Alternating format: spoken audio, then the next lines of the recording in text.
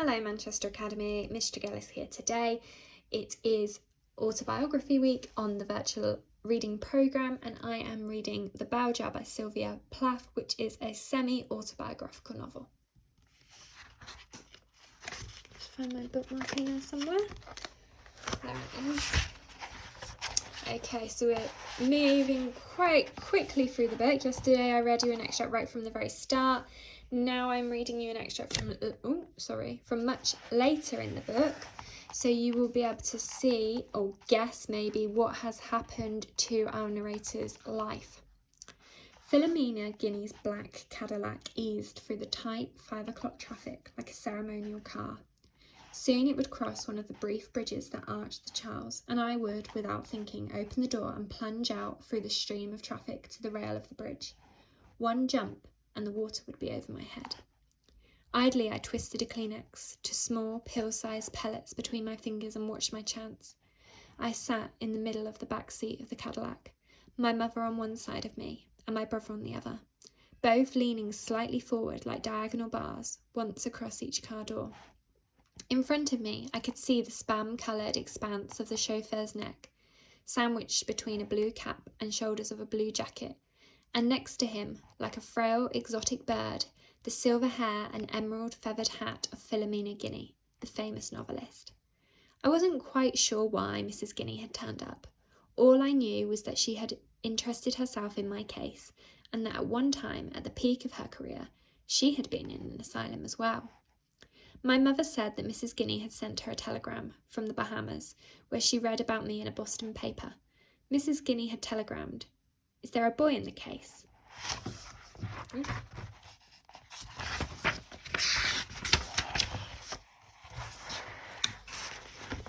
If there was a boy in the case, Mrs. Guinea couldn't, of course, have anything to do with it.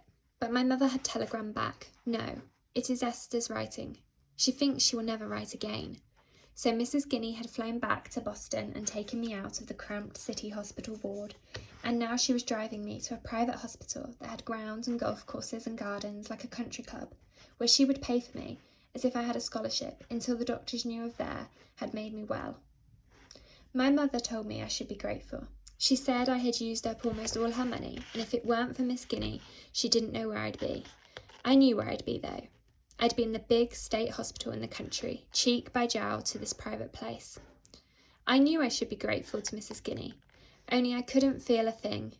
If Mrs. Guinea had given me a ticket to Europe or a round-the-world cruise, it wouldn't have made one scrap of difference to me, because wherever I sat, on the deck of a ship or at a street cafe in Paris or Bangkok, I would be sitting under the same glass bow jar, stewing in my own soul air. Blue sky opened its dome above the river, and the river was dotted with sails. I readied myself, but immediately my mother and my brother each laid one hand on a door handle. The tyres hummed briefly over the grill of the bridge. Water, sails, blue sky, and suspended gulls flashed by like an improbable postcard, and we were across. I sank back in the grey plush seat and closed my eyes. The air of the bow jar wadded around me, and I couldn't stir. I had my own room again. It reminded me of the room in Dr. Gordon's hospital. A bed, a bureau, a closet, a table and chair. A window with a screen but no bars. My room was on the first floor, and the window, a short distance above the pine needle padded ground, overlooked a wooded yard, ringed by a red brick wall. If I jumped, I wouldn't even bruise my knees. The inner surface of the tall wall seemed smooth as glass. The journey over the bridge had unnerved me. I had missed a perfectly good chance. The river water passed me by like an untouched drink.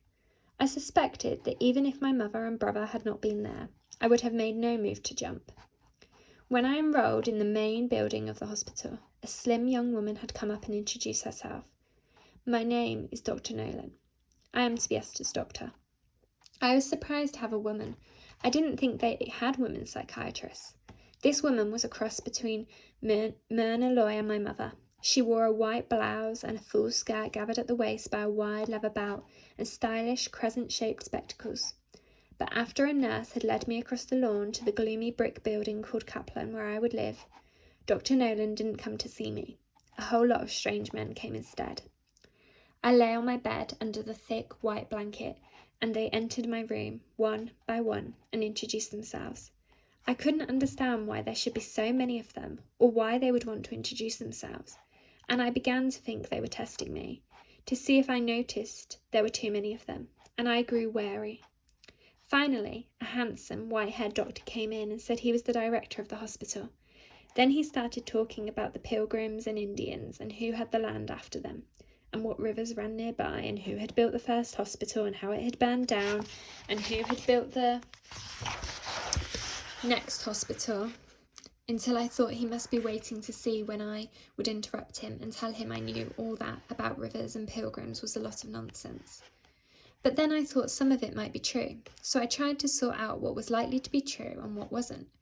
Only before I could do that, he had said goodbye.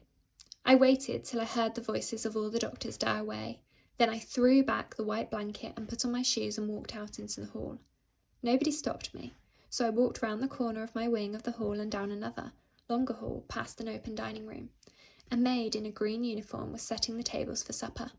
There were white linen tablecloths and glasses and paper napkins. I stored the fact that there were real glasses in the corner of my mind, the way a squirrel stores a nut. At the city hospital, we had drunk out of paper cups and had no knives to cut our meat. The meat had always been so overcooked we could cut it with a fork. Finally, I arrived at a big lounge with shabby furniture and a threadbare rug. A girl with a round, pasty face and short black hair was sitting in an armchair reading a magazine.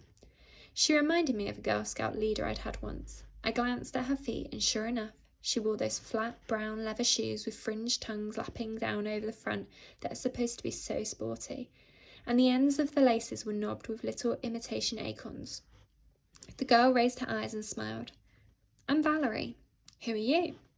I pretended I hadn't heard and walked out of the lounge to the end of the next wing. On the way, I passed a waist-high door behind which I saw some nurses. "Where is everybody?" "Out." The nurse was writing something over and over on little pieces of adhesive tape. I leaned across the gate of the door to see what she was writing, and it was E. Greenwood, E. Greenwood, E. Greenwood, E. Greenwood. Out where? Oh, OT, the golf course, playing badminton. I noticed a pile of clothes on a chair beside the nurse. They were the same clothes the nurse in the first hospital had been packing into the patent leather case when I broke the mirror. The nurse began sticking the labels onto the clothes. I walked back to the lounge.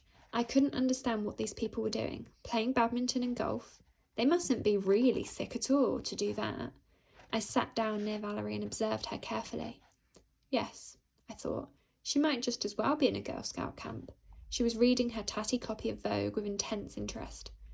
What the hell is she doing here, I wondered. There's nothing the matter with her. Okay, so I'm going to stop there today.